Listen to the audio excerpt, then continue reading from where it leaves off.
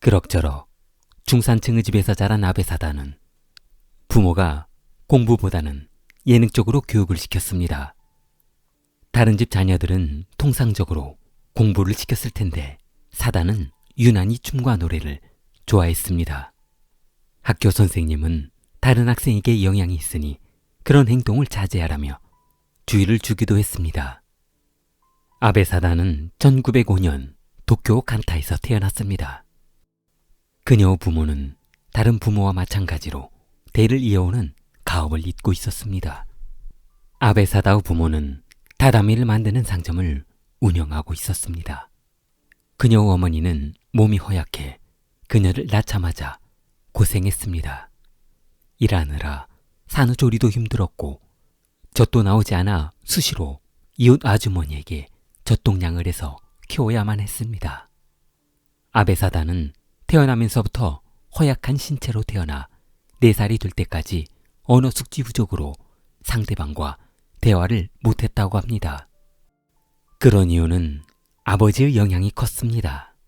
엄하기로 소문난 아버지는 평상시에도 어머니를 쥐잡듯이 잡는 무서운 성격이었습니다. 올해 52세인 그녀의 아버지는 늦둥이로 아베사다를 낳았습니다. 사다위로 7남매가 더 있었습니다. 8남매 중 막내로 태어난 것입니다. 사다의 아버지는 유년 시절부터 자존심이 상당히 강해 과묵한 성격으로 자랐다고 합니다. 사실 사다의 아버지 시게오 씨는 어린 나이에 아베 가문에 입양되었습니다. 다다미를 만들던 아베 가문은 가업을 승계할 아들이 없어 이곳저곳으로 입양할 수 있는 아이를 찾던 중 시게오 씨를 입양하게 되었습니다. 시게오 씨는 유년 시절부터 본인이 입양되어 새 아버지를 아버지라 부르는 환경에 익숙하지 않았습니다.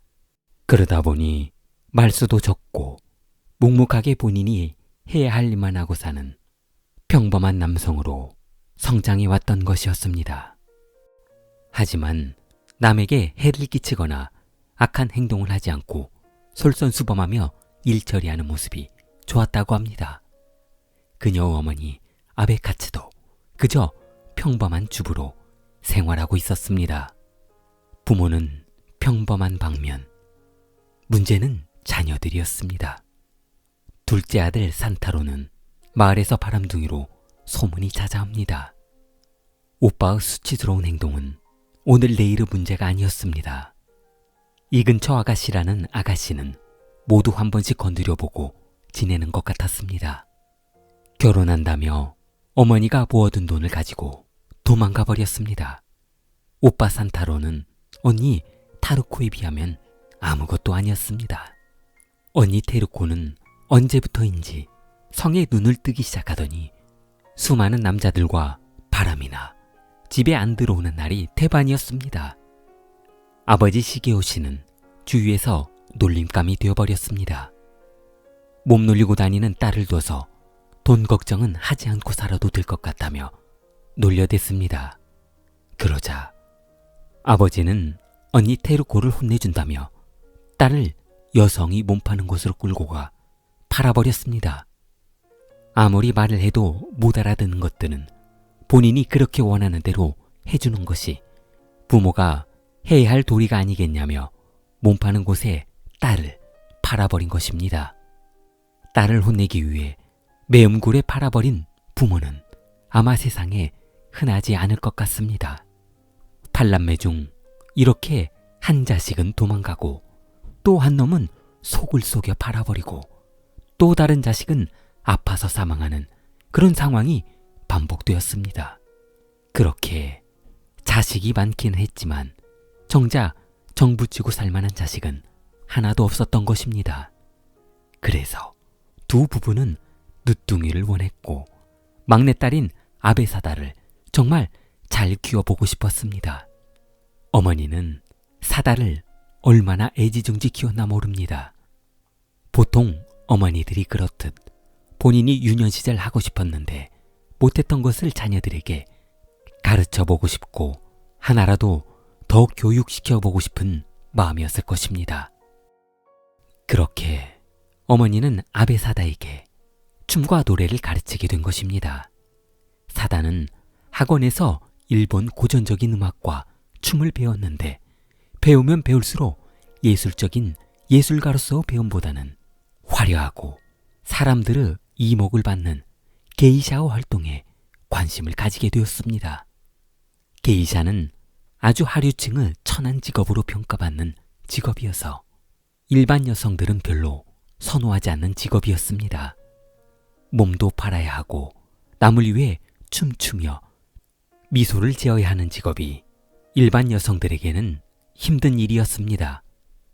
시간이 지날수록 아베 사다는 학교 수업을 빠지면서까지 게이샤 수업을 들으러 갔습니다. 화장을 멋지게 하고 아름답게 차려입은 기모노를 양손으로 펼쳐 보이며 고개를 한쪽으로 기울여 봤습니다. 그녀의 행동은 소문을 타고 퍼져나갔습니다. 이제 학교에서도 유명인사가 되어 인근 지역의 아베 사다의 평판이 자자해졌습니다. 학교 선생님은 다른 학생들 학업에 문제가 있다며 수차례 주의를 줬습니다.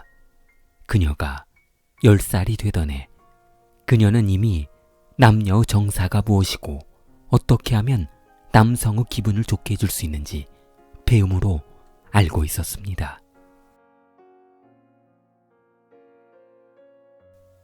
아베 사다는 그 후로 고등학교에 진학했습니다. 그러나 15세가 되던 해 자퇴를 하게 되었는데 학교에 가면 공부가 안 되고 그저 게이샤의 행동이 머릿속에 가득해 수업을 들을 수 없다는 것이었습니다. 결국 그녀의 부모는 기대에 못 미치는 막내딸이 미웠습니다. 한참 공부를 해야 할 시기에 자퇴하고 집에서 놀고 먹으니 도망갔다 돌아온 오빠며 언니들과 매일 티격태격 싸우느라 집안이 조용할 날이 없었습니다. 그녀는 집에서 쫓겨나 또래 친구들과 어울려 다니기 시작했습니다. 14세가 되던 해 친구들과 어울려 동거하던 중 친구들이 자리를 비운 사이 지인에게 강간을 당하고 말았습니다. 그러나 아베 사다는 2일 동안 출혈이 멈추지 않아 병원에 가서 수술을 해야만 했습니다. 그 후 그녀는 내가 더 이상 처녀가 아니라 생각하니 숨기고 시집가는 것도 싫다. 그렇다고 억지로 시집가 무시당하고 사느니 이대로 사는 것이 편할지도 모르겠다. 라고 했다고 합니다. 아마도 이 사건 이후로 그녀의 심정에 큰 변화가 있었을 것으로 판단됩니다. 사다는 집에서 아버지가 모아둔 돈 60만 원을 가지고 가출합니다. 그 당시 상당히 큰 금액이었는데 이 돈을 가지고 또래 일진 여자친구들을 모아 10여 명이 같이 숙박을 했습니다. 마땅히 할 일이 없었던 그녀들의 생활 패턴은 낮에는 영화를 보고 저녁에는 술집에 가서 술을 마시고 밤늦게 돌아다니는 방탕한 생활을 하고 있었습니다. 1년여의 시간 동안 방탕한 생활은 생활비 부족으로 종지부를 찍고 집으로 돌아왔습니다. 그러나 집에 들어와서도 틈만 나면 어울렸던 일진 친구들과 나쁜 짓을 하고 다녔고 이를 참다 못해 아버지는 정신 차리라며 대문을 잠그고 열어주지 않았습니다. 집에 들어가지 못한 아베 사다는 또다시 폭력 조직을 만들어 경쟁 조직인 작은 벚꽃이라는 조직과 자주 싸웠습니다. 1922년 이런 광경을 보다 못한 아버지 시게오 씨는 사다 오빠와 함께 딸 사다를 잡으러 다녔습니다. 결국 사다는 오빠에게 붙잡히고 말았습니다. 그러나 충격적인 것은 막내딸 아베 사다를 도쿄에서 악명 높은 포주 아카바 마사요시에게 게이샤로 팔아버린 것입니다. 아버지가 막내딸을 포주에게 팔아버린 이유는 다름 아닌 언니 때문이었습니다. 언니는 속썩이는 아버지에게 아베 사다가 평소에 게이샤로 살고 싶다 라고 말했다는 것입니다. 어찌 보면 언니의 말 한마디가 아버지의 마음을 움직이게 한 것인지 원래 아버지가 딸 아베사다의 버릇을 고치려고 그런 것인지는 알 수 없었습니다.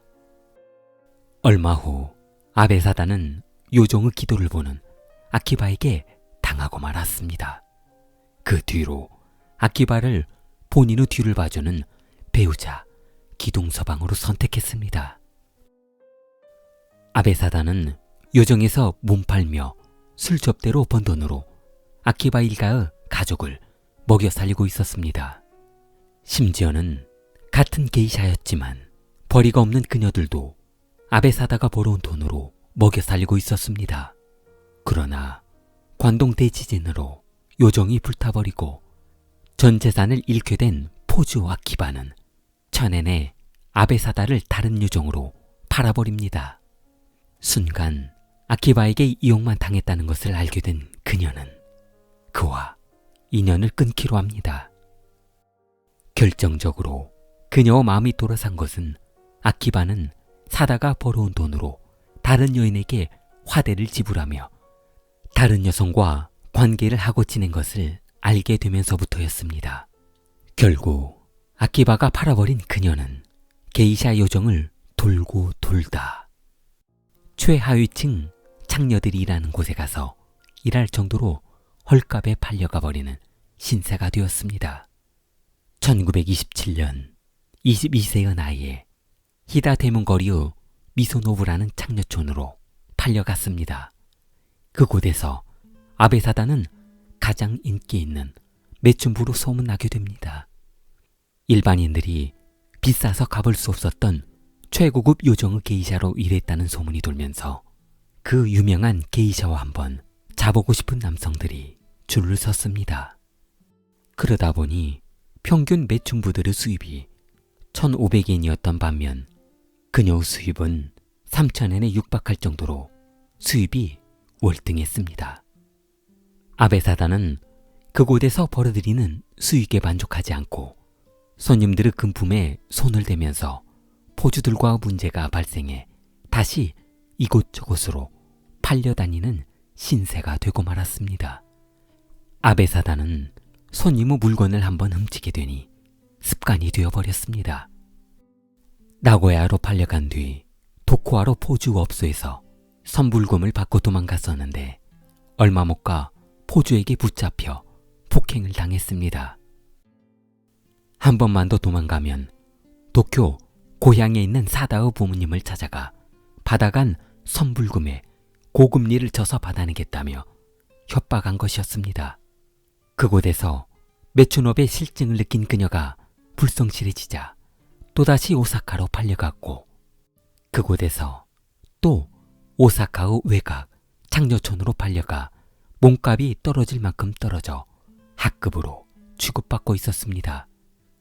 그렇게 학급 매음굴에서 일하던 중 워낙 허술하게 관리하던 곳이어서 허술한 틈을 타 그녀는 마침내 탈출하게 되었습니다. 1933년 1월 그녀 어머니 아베카츠가 지병으로 세상을 떠났습니다. 어머니 장례식에 참석한 사다는 장례식을 마친 후 다시 돈벌이를 위해 도쿄 매춘시장에 자진 진출하게 됩니다. 생각해보니 본인이 할 줄 아는 것은 이것밖에 없었습니다. 그곳에서 또다시 한 남성을 만나게 되었고 그녀에게 정이 많았던 한 남성의 첩이 되면서 그녀의 첫 번째 가정을 꾸리게 되었습니다.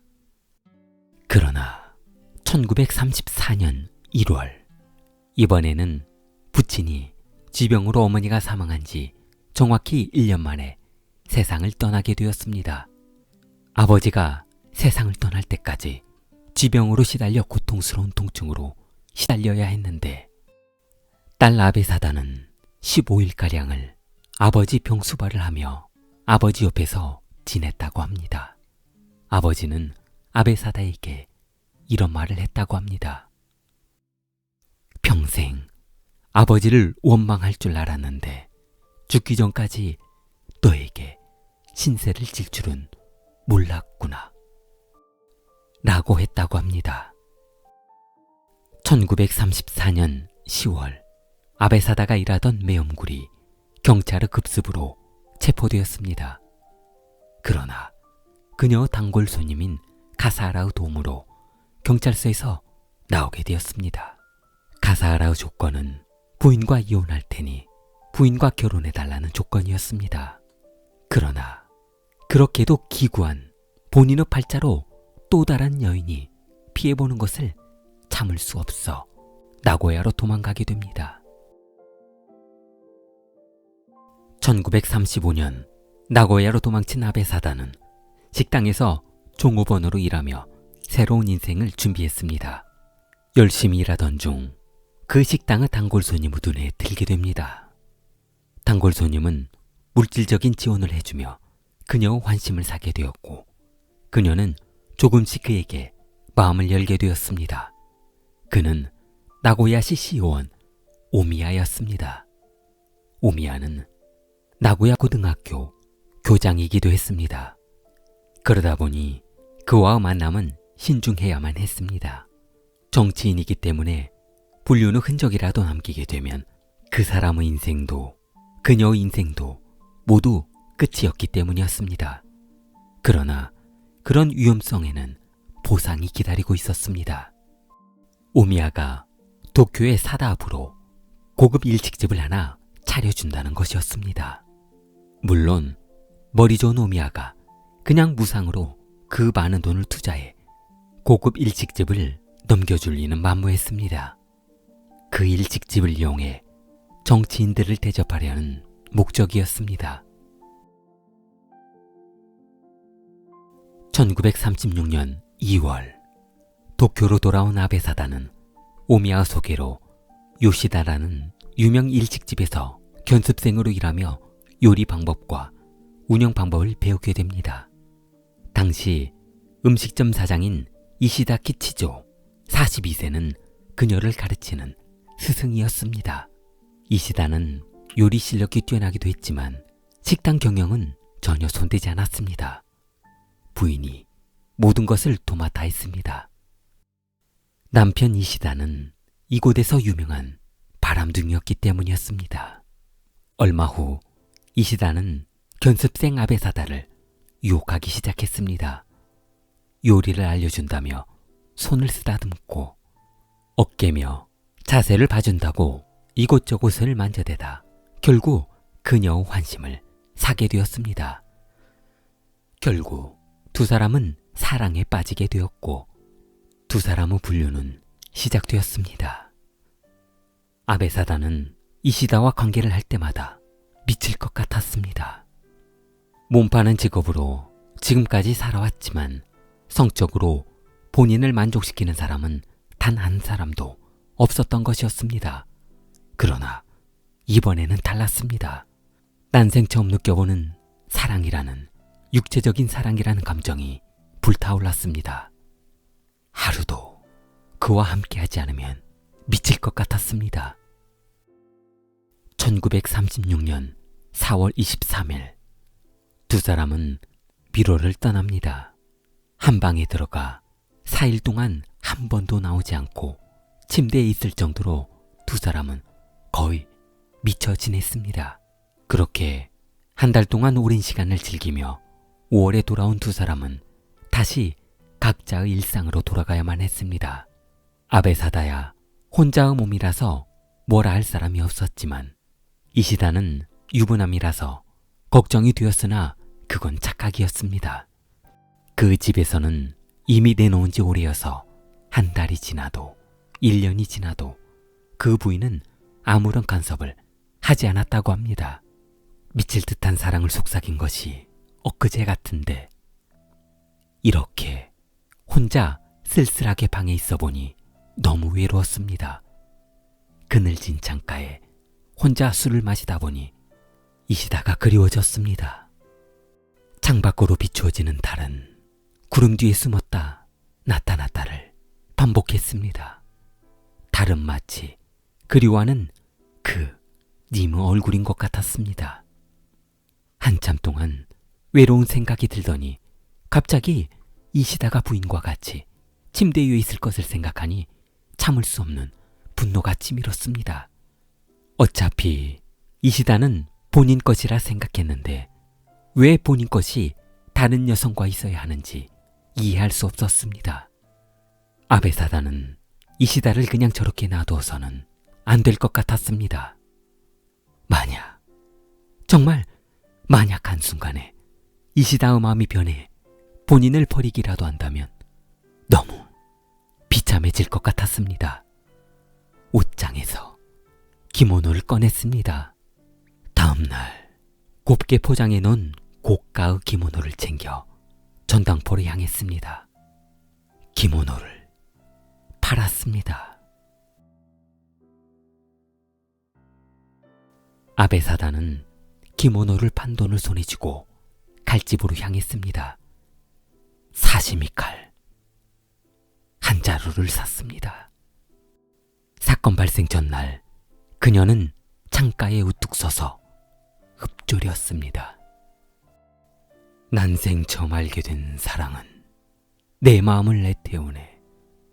나는 그를 도와줄 수 없네. 1936년 5월 18일 아베사다는 오늘 또 이시다와 침대에 가지런히 누웠습니다. 사다는 이시다의 마음을 알아보기 위해 둘만의 미래에 대해 이야기했습니다. 만약 나중에 둘이 살게 된다면 자녀를 며칠 낳을 것이고 어디에 집을 마련해야 할 것인지 이시다의 마음을 떠보았습니다. 이시다의 달콤한 대답을 기대하고 있던 아베사다는 본인이 염려했던 대답을 듣게 되었습니다. 이시다는 본처와 이혼할 생각이 없다는 것이었습니다. 예상은 했지만 직접 이런 말을 듣게 되자 그녀는 너무 큰 충격을 받게 되었습니다. 아베사다는 미리 준비한 수순을 시작했습니다. 방 한쪽에 벗어놓은 기모노 허리띠로 이시다의 목을 졸랐습니다. 이시다는 익숙하다는 듯 쾌감을 느끼기 위해 반항하지 않고 그녀의 행위에 몸을 맡겼습니다. 한참 동안 숨통을 조일 듯 말 듯 반복하던 순간 이시다는 숨을 쉴 수 없었습니다. 아베사다가 두 팔로 힘껏 잡아당겨 버렸기 때문이었습니다. 이시다는 죽기 전까지 그냥 그녀의 행동으로 생각하다 생을 마감하게 되었습니다. 아베사다는 살해한 이시다를 가지런히 눕히고 그 오른팔을 방바닥에 길게 늘어뜨렸습니다. 그리고 그 팔에 머리를 올려놓았습니다. 사망한 이시다의 팔로 팔베개를 한 것이었습니다. 그녀는 그렇게 이시다의 품에서 잠이 들고 말았습니다. 다음 날 아침 날이 밝아오자 그녀는 눈을 떴습니다. 이시다의 귀에 대고 속삭였습니다. 우리 사랑은 영원할 거야. 나는 당신을 가질 거니까. 아베사다는 옷장 위에 숨겨두었던 사시미 칼을 꺼내 들었습니다. 그리고 실오라기 하나 걸치지 않은 이시다의 옆으로 다가갔습니다. 사랑해. 그녀는 이시다의 남성을 잘라버렸습니다. 순간 방바닥은 이시다의 혈흔으로 흥건했고 아베사다는 흐트러진 머리를 대충 쓸어 넘기며 옷을 걸치고 여건방을 나왔습니다.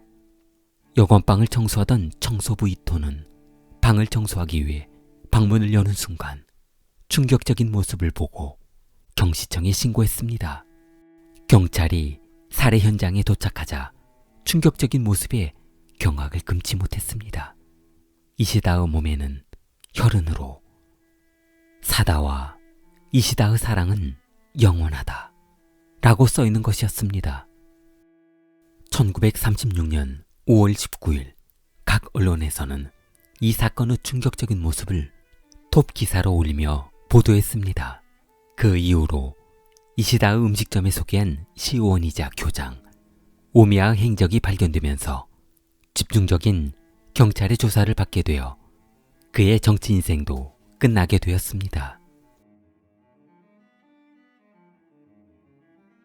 5월 21일 그녀가 검거되었을 때 경찰은 다시 한번 충격적인 모습을 보게 되었습니다. 그녀의 지갑에서 이시다의 남성이 발견된 것입니다. 그리고 그 당시 그녀는 3통의 편지를 보관하고 있었는데 한 통에서는 이시다에게 보내는 편지였습니다. 이제 당신은 죽어서 내 것이 되었네요. 그리고 다른 2통에는 살해 동기를 자세하게 적은 내용이었다고 합니다. 1936년 6월 13일 아베 사다는 기소되었습니다. 그러나 그녀는 1941년 석방되었습니다. 일반적인 살인의 판결은 사형이나 무기징역의 판결이 맞으나 법원은 그녀의 살해 행위를 범죄로 보지 않았습니다. 그녀의 진술로 보아 이시다와 아베 사다의 관계시 통상적으로 하던 행위에서 사망한 것이지 고의로 이시다를 살해한 것은 아니었다는 것이었습니다. 애정행각을 하다 보니 실수로 그 행위가 지나쳤다. 법원은 이렇게 판결한 것입니다. 그녀는 1941년 5월 17일 석방되었습니다. 좋아요, 구독 부탁합니다. 킬리였습니다.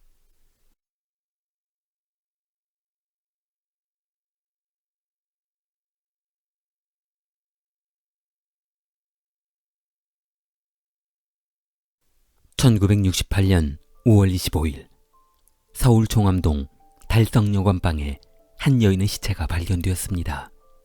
여성 씨는 본인의 팬티로 입에 재갈이 물려 있었고 양말로 목이 졸린 상태였습니다. 브레이저만 걸친 완전 나체의 모습이었습니다. 아마도 두 남녀가 관계를 한 후 성적인 쾌락을 즐기기 위해 이런 변태 행위를 했는지 처음부터 살인 계획이 있어 의도적인 살인인지 알 수는 없었습니다. 그런데 이상한 것은 그녀의 왼손에는 반지를 끼고 있던 반지 자국이 남아 있었는데 반지가 없었습니다. 또 다른 사건 방향으로 생각해보면 누군가 이 여성을 살해한 후 목걸이와 반지를 가져간 것이 아니었나 생각되었습니다. 그러나 강도 사건이라고 하기에는 저항 흔적 없이 너무도 편하게 사망한 것으로 보아 강도 사건은 아닌 것 같았습니다.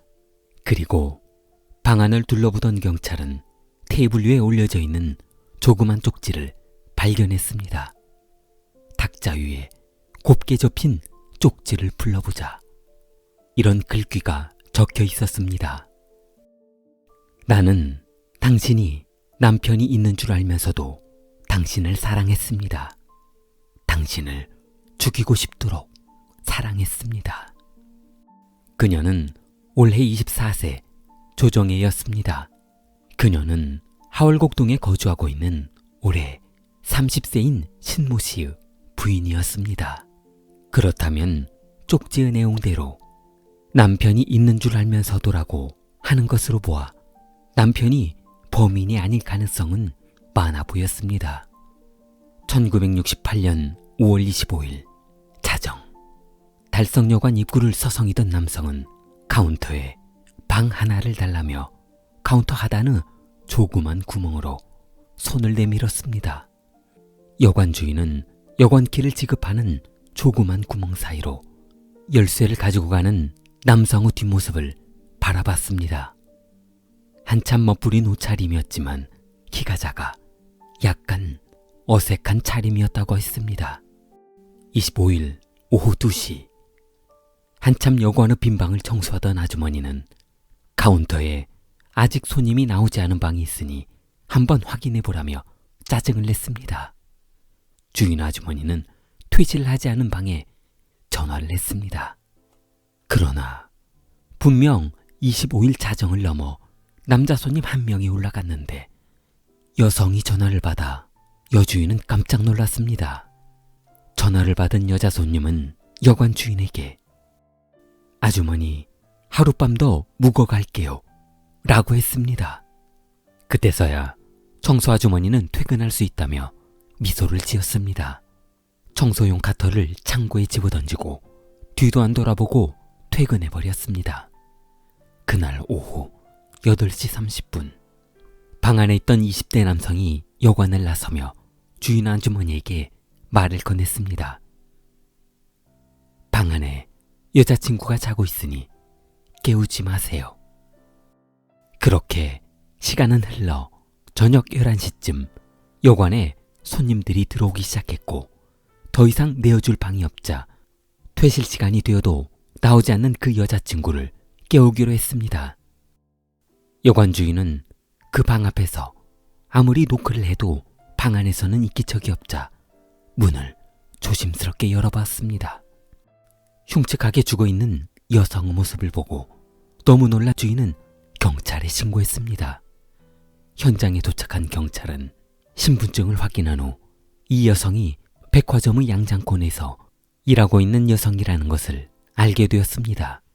또한 그녀와 화장대 테이블 사이에 놓여져 있는 재떨이에는 수북이 쌓인 담배꽁초도 있었습니다.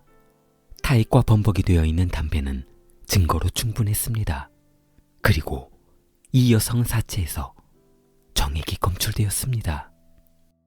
경찰이 조사한 바에 따르면 이 여성 조정에는 1년 전부터 불륜관계였던 남성이 있었다는 것을 알아내고 치정살인으로 간주해 수사에 착수했습니다.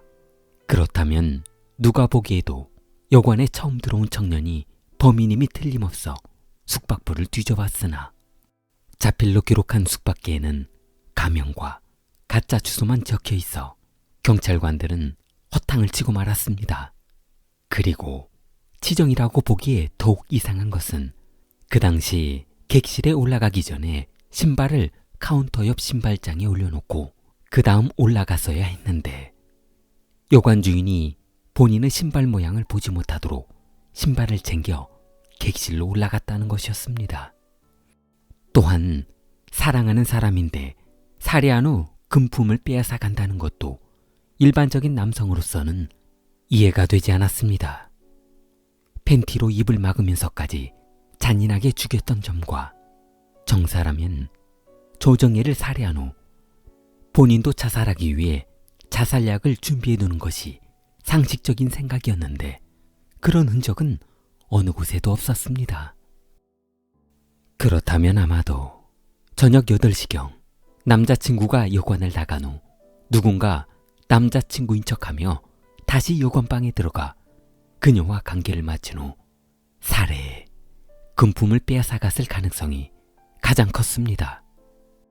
경찰은 이 사건을 강도살인사건으로 생각하고 증거를 찾기 위해 포천과 그 일대에 조사를 했습니다. 그런데 사건을 조사하던 중 조정희의 이상한 행적에 의문이 생기기 시작했습니다. 그녀가 15세 때부터 도동, 종로 3가, 경기도 운천 등에서 창녀 생활을 했다는 것입니다. 처음부터 직장 생활하며 생계를 유지하고 살았던 것이 아니라 수년 동안 창녀촌을 전전하다 비참한 본인의 인생을 반성하며 새로운 삶을 살기 위해 그 길을 떠났던 것이었습니다. 조정혜는 어머니를 여의고 힘든 생활을 하다 생계를 위해 사창가로 빠졌지만 그곳을 벗어나기 위해 미용 기술을 배워가며 재기하려고 노력했다고 합니다. 미용실로 돈을 좀 벌어 동대문 시장에서 고무신 상점을 차려 자리를 잡을 무렵 남편 신씨를 만나 결혼했는데 조정혜가 물건을 구매하려고 거래처를 돌아다니고 있었는데 때마침 천일백화점 앞을 지나던 그녀를 알아본 한 남성이 있었습니다. 그는 이선우였습니다. 몇 년 전 조정혜가 창녀촌에서 일을 하고 있을 때 단골 손님으로 찾아왔던 선우는 그녀가 소리 없이 그곳을 떠나자 한참 동안 그녀를 그리워하며 살았다고 합니다. 그 당시 그녀를 죽도록 사랑한다며 쫓아다녔던 3-4명의 남성들이 있었는데 정혜는 그들 사이에서 심적으로 고통스러워하며 장려촌을 떠난 것이었습니다. 실질적으로 그 일을 그만둔 것도 여러 남성들에게 사랑한다는 말을 들으며 기분은 좋은 것 같았지만 실상 정혜 본인의 심정은 어느 누구 하나를 단정지어 사랑할 수 없었습니다. 장려촌에서 일하고 있는 본인을 지금은 사랑할 망정, 시간이 흘러 이런 사랑이 되새된다면 지금의 선택을 후회하고 말 것이기 때문이었습니다. 그래서 정혜는 그곳을 나와 새로운 인생을 출발했던 것입니다. 그렇게 고무신 상점을 열어 착한 남성을 만나 결혼하며 순조로운 삶을 살고 있었는데 죽도록 본인을 사랑한다던 이선우를 천일백화점 앞에서 만난 것이었습니다. 정혜는 지금 결혼해서 살고 있는 남편이 착하고 좋았지만 성적인 쾌락은 만족하지 못하고 있었습니다. 그러다 이렇게 우연히 마주친 선우를 보자 그날의 뜨거운 밤이 생각났던 것입니다. 두 사람은 인근 찻집에서 차를 마시며 훗날을 기약했고 그렇게 두 사람의 관계는 예고 없이 뜨거워질 수 있었습니다. 선우는 현재 직업이 없이 백수로 지내고 있었습니다. 한때 영화사 스텝으로 일하며 그녀와 친해졌지만 하루 벌어 하루 먹고 살았던 그 인생은 빠찡코에서 탕진해버렸습니다. 총각이었던 선우는 일이 끝나고 남는 시간에 마땅히 할 일이 없자 빠찡코를 들락거리며 일당을 탕진하는 생활이 반복되었고 그러다 속상한 마음에 화풀이를 위해 찾아간 곳이 정혜가 일했던 창녀촌이었던 것입니다. 선우는 영화사에서 미스터 안으로 불리며 일을 했는데 최무룡 프로덕션 조명기사로 일하며 경력을 쌓아 조명기사 방면에서는 어느 정도 인정받는 스텝이었다고 합니다. 그러나 어느 순간부터 선우는 감독 몰래 조명기구를 한두 개씩 빼돌려 팔아먹기를 반복했고 간이 커진 선우는 각종 조명기구를 가지고 도망가 버리는 바람에 직장에서 쫓겨나게 되었습니다. 그러자 집도 없이 여관에서 생활하고 있던 그는 여관비를 낼 돈이 없어 생활비를 마련하느라 힘든 생활을 반복하고 있었습니다. 빠찡코에 빠졌던 습성을 버리지 못하고 주위에 돈을 바꿀 수 있는 것들은 모조리 팔아치워 도박 자금으로 만들었던 것입니다. 백화점 앞에서 조정혜를 만났던 날은 마지막 직장에서 쫓겨나 돈푼이 없어 빠찡코에 들어가지 못하고 이곳저곳을 기웃거리던 차에 그녀를 마주치게 된 것이었습니다. 빈털터리가 된 선우는 지난 19일 조정혜를 마주치며 어찌 보면 그녀가 선우에게 남은 마지막 희망이라는 생각을 했는지도 몰랐습니다. 이대로 고향에 데려가 봤자 이곳에 남아있어 봤자 사람 취급도 못 받을 것이 뻔했는데 그녀에게 의지하고 살 수만 있다면 다시 한번 재기해 볼 수 있다는 생각을 했습니다. 누가 물어보면 창녀촌에서 만난 이런 여자와 사랑을 한다는 것이 우스운 이야기도 일 수 있는 이야기지만 그에게는 무엇보다 절실했습니다. 그렇게 두 사람의 사랑은 1년여 시간 동안 깊어질 대로 깊어졌고 19일 선우는 그녀에게 25일 다시 만날 것을 약속하며 헤어졌습니다. 25일 밤 7시 30분 사건 당일 약속 장소에서 다시 만난 두 사람은 이미 뜨거운 감정이 타오르고 있었습니다. 만약 그런 감정을 기대하지 않았다면 그녀도 선우도 약속 장소에 나타나지 않았을 것입니다. 두 사람은 누가 먼저라고 할 것도 없이 인근 여관으로 들어갔습니다. 그 여관은 달성여관이었습니다. 두 사람은 여관방에 들어갔고 한참 동안 뜨거운 추억을 되살리며 두 사람의 사랑은 타올랐습니다. 선우는 얼마 전 그녀와 헤어진 뒤 생각해두었던 말을 해야 할 것 같았습니다. 이런 기분에서 그녀에게 고백한다면 그녀가 받아줄 것이라 생각했습니다. 선우는 그녀에게 본인과 같이 시골집에 내려가 결혼해서 살면 어떠냐고 물었습니다. 그러자 조정혜는 선우 물음에 선뜻 대답하지 않았습니다. 한참을 머뭇거리던 그녀는 입을 열었습니다. 미안하지만 지금 동거하고 있는 남편과 6월에 정식 결혼을 올리게 되어 미안하다고 했습니다. 그리고 내일 신혼집으로 이사한다고 했습니다. 그녀는 만약 선우를 장녀촌이 아닌 다른 환경에서 만났다면 또 다른 인연의 사랑이 시작되었을 수도 있을 거라는 생각을 했지만 이쯤에서 서로 즐기며 지내는 것이 나쁘다고 생각하지는 않았습니다. 결혼은 아니었지만 즐길 수는 있다라고 생각한 것입니다. 그러자 선우 얼굴이 창백해졌습니다. 그렇게 거절할 바에야 처음부터 여지를 주지 말 것이지. 본인 뜻을 다 받아주고 본인 힘든 상황의 돌파구가 되어줄 것처럼 말하더니 결국은 그렇게 비겁하게 헤어지자는 말을 할 것이면서 비참한 모습으로 당했다는 생각을 하니 한순간에 그녀에 대한 사랑이 증오로 바뀌었습니다. 선우는 그녀와 관계를 마친 후 그녀 긴 양말을 손에 쥐고 그녀 목을 조였습니다. 숨을 헐떡이며 발버둥치는 그녀를 가엾게 여기거나 동정하지 않았습니다. 그저 당연한 행동으로 생각했습니다.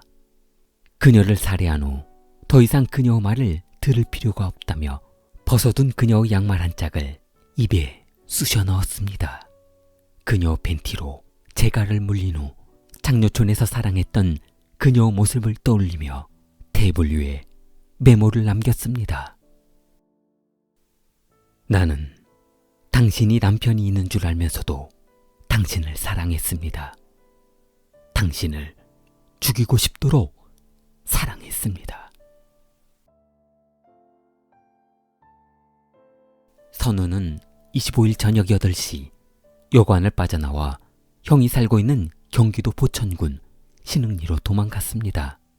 이틀 동안 형 집에 숨어 지냈던 그는 다시 청량리에 도착해 여인숙에서 며칠 밤을 지내고 29일 완행열차를 타고 김천으로 내려갔습니다. 김천에서 대구에 살고 있는 사촌 형 집에 들렀으나 얼마 전 형사가 선우를 찾으러 왔다며 귀뚱해주자 뒤도 돌아보지 않고 달성군 송점동 야산으로 달아났습니다. 하룻밤을 산속에서 숨어있던 선우는 사촌 형 집에 이상이 없자 가족을 만났으나 자수하라는 가족의 권유로 대구경찰서에 자수하게 되었습니다. 본인이 사랑한다면 그 사랑이 무조건 받아들여져야 하는 것은 아니라는 것을 미처 알지 못했던 선우는 뒤늦은 후회를 해봤지만 소용없었습니다. 즐기는 사랑과 평생을 같이 할 사랑은 엄연히 다른 사랑이라는 것을 알지 못했습니다. 만약 지금 누군가의 사랑이 일방통행이라면 사고가 날 수 있다는 것을 명심해야 합니다. 좋아요, 구독 부탁합니다. 킬리였습니다.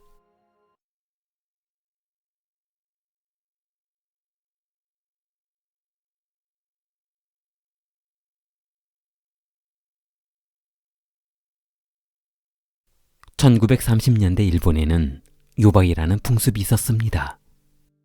요바이 풍습이란 당시 일본에서는 젊은 남성들이 여자가 잠자고 있는 방에 몰래 들어가 성관계를 하는 풍습이었습니다. 무방비로 당한 여성 입장에서는 상당히 기분 나쁜 상황일 수도 있지만 풍습이 그러했기 때문에 어느 누구를 탓할 수도 원망할 수도 없었습니다. 반면 젊은 청년들은 이런 축제를 마다할 리 없었습니다. 이날만을 손꼽아 기다리는 청년들이 대부분이었습니다. 여기 치야마 또한 이런 축제의 분위기를 아주 좋아했습니다. 치아마도 저녁에 담을 넘어 이곳저곳 여성들이 혼자 자는 방에 들어가 관계를 즐기곤 했습니다. 치아마는 오카야마현 쿠라미에서 태어났습니다. 1919년 12월에 아버지를 어머니와 함께 결핵으로 잃었습니다. 6살 때 누나와 함께 할머니가 있는 고향으로 이사한 후 함께 살았습니다. 그렇게 항상 즐거울 것만 같았던 그 인생은 일본 제국주의 앞에 징병검사를 거쳐야만 했습니다. 제국주의란 우월한 군사력과 경제력으로 다른 나라나 민족을 정벌하여 본국으로 흡수하여 대국을 건설하려는 침략주의 경향이라 할 수 있겠습니다. 치야마 역시 인근 민족 정벌을 위해 징병검사를 피할 수 없었습니다. 그러나 징병검사를 하던 중 그에게서 치명적인 질병이 발견되었습니다. 결핵이었습니다. 결핵은 상당한 전염성을 가지고 있는 질병이라서 이 병에 걸린 청년은 누구라도 징병 대상이 될 수 없었습니다. 한마디로 탈락하는 것이었습니다.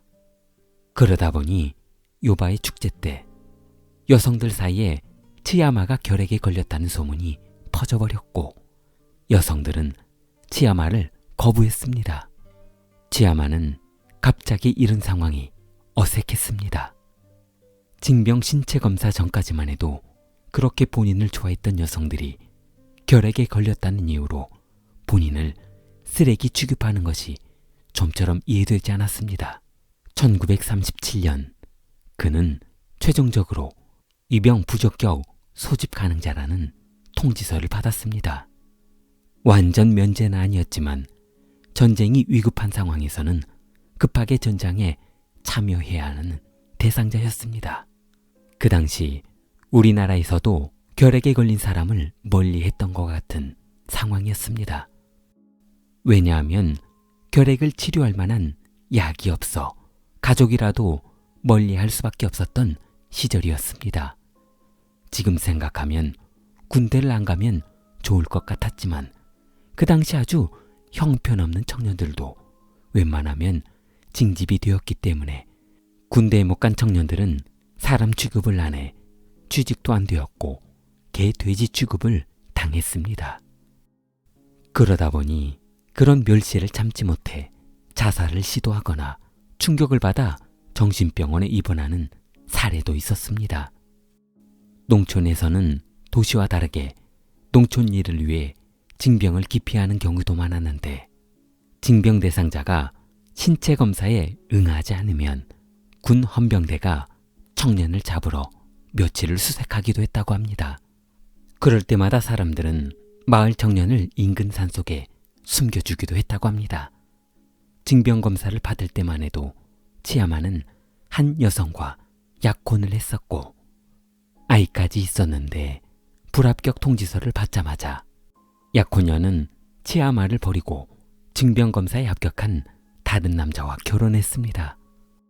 그러자 치야마는 너무 큰 충격으로 며칠 밤 잠을 못 자며 고통스러워하다 사이코패스로 변하기 시작했습니다.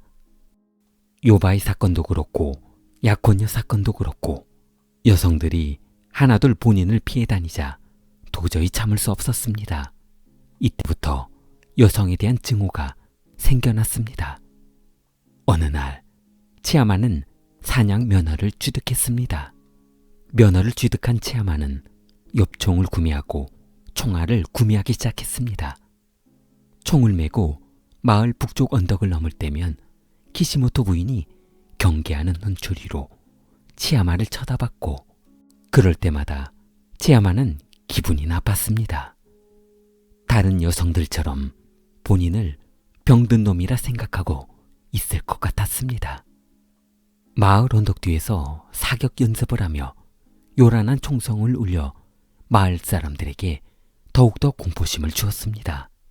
너희도 내가 마음만 먹이면 언제든 죽일 수 있으니 조심하라는 일종의 선전포고였습니다. 그러던 어느 날 치야마는 산속에서 연습 도중 찰과상을 입어 약국에 소독제와 가루약을 구입했습니다.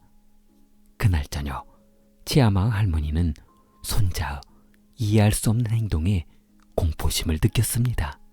손자가 주방에서 미숫국에 가루약을 넣고 있는 것을 본 것입니다. 할머니는 본인을 독살하려는 손자를 보고만 있을 수 없었습니다. 할머니는 경찰에 신고했습니다. 집안 곳곳을 뒤지던 경찰은 치아마 방 안에서 충격적인 모습을 발견합니다. 그동안 모아두었던 수십 자루의 엽총과 총알들, 그리고 날이 시퍼렇게 살아있는 도검류를 보고 치아마를 검거했습니다. 그리고 그 수렵 사냥 면허도 취소시켰습니다.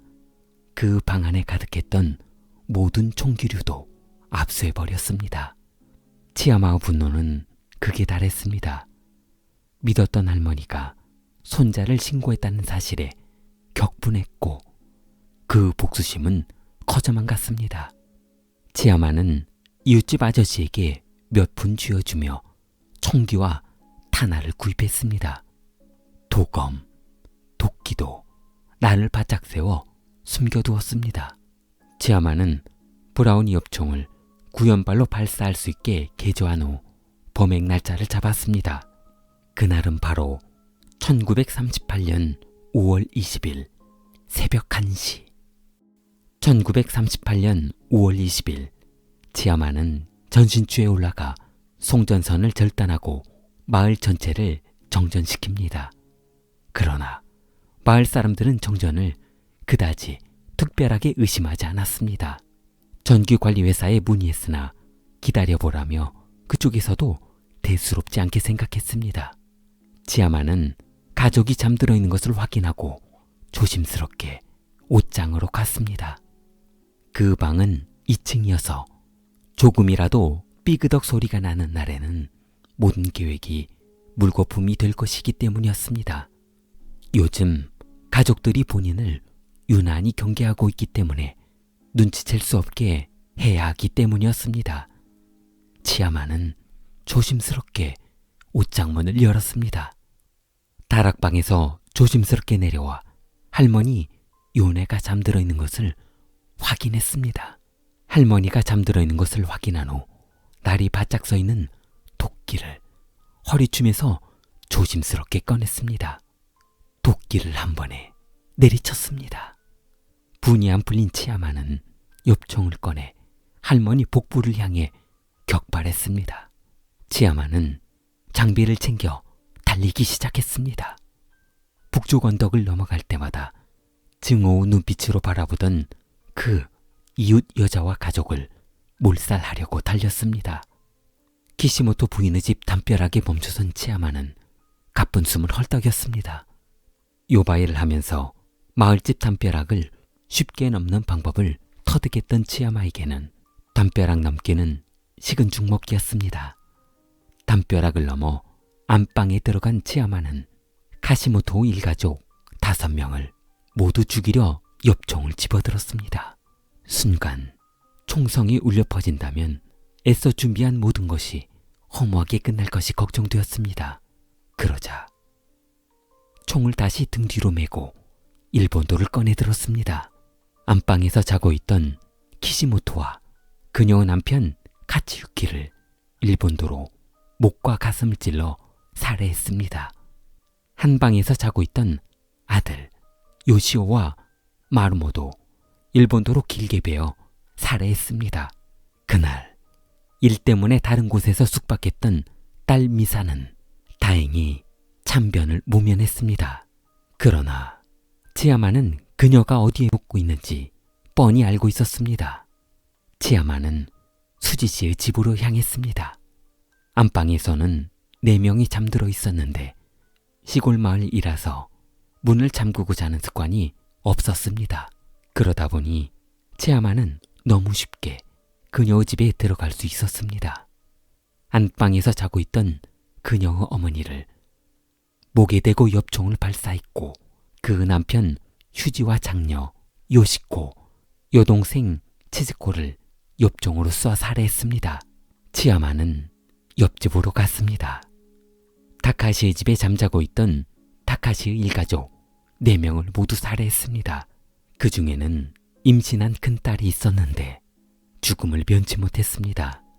집안에는 70세 할머니가 있었으나 본인을 원망하지 말고 손녀를 잘못 둬서 죽는 것이니 원망하려거든 손녀를 원망하라고 했습니다. 그 다음 타카시의 뒷집 마사이치의 일가족을 살해했습니다. 그 중에는 결혼한 지 6일밖에 안 된 딸과 사위가 있었습니다. 바로 옆집 오타카즈의 일가족 그리고 테라카와 코지 일가족 모두 엽총으로 살해했습니다. 마지막으로 우이치의 집으로 들어갔는데 거실에서 화로불을 보고 있던 어머니를 엽총으로 쏴서 죽이자 안방에서 자고 있던 우이치는 창문을 깨고 탈출해 경찰에 신고했습니다. 그러나 니시카모 경찰서에는 경찰이 없었습니다. 워낙 작은 마을이었고 평온하다 보니 상주하는 경찰관이 없었던 것이었습니다. 치야마는 유리창을 깨고 도망간 우이치를 포기하고 또 다른 범행 대상을 찾았습니다. 우이치는 논두렁길을 맨발로 달렸습니다. 그렇게 3km를 달려 인근 히가시카모 파출소에 도착한 후 마을에서 벌어진 살인사건을 설명해 주었고 경찰은 인근 경찰과 함께 마을로 향했습니다. 치야마는 10번째 집에 들어가 스야오 8가족 중 6명을 살해하고 대나무 숲으로 도망간 스에오를 쫓아갔습니다. 그러나 대나무 숲 깊숙이 들어간 그를 잡기엔 무서웠던지 엽총 서너 발을 발사하고 다른 집으로 떠났습니다. 치야마는 그렇게 11번째 집까지 몰살시키며 30여 명을 살해했습니다. 약 1시간 30분 동안 쉴 새 없이 딸이 있는 집이란 집은 모두 돌아다니며 모든 가족을 살해했는데 갑자기 한 집에 들어가 종이와 연필을 달라고 요구했습니다. 한 어린아이가 연필과 종이를 건네주자 공부 열심히 해서 훌륭한 사람이 되어라 라는 말을 남겨두고 떠났다고 했습니다. 치야마는 마을에서 3km 떨어진 곳에서 유서 한 장을 남겨놓고 자살했습니다. 약혼녀가 나를 배신하고 떠나면서 나는 결심했다. 모든 여자들은 죽여버릴 것이다. 어떻게 생각하면 할머니는 죽이지 말았어야 했는데 할머니가 나를 신고한 것을 도저히 용서할 수 없었다. 결핵에 걸렸다는 이유 하나만으로 사람 취급 못 받고 개만도 못한 인생을 살다 보니 복수심만 쌓였다. 좋아요, 구독 부탁합니다. 킬리였습니다.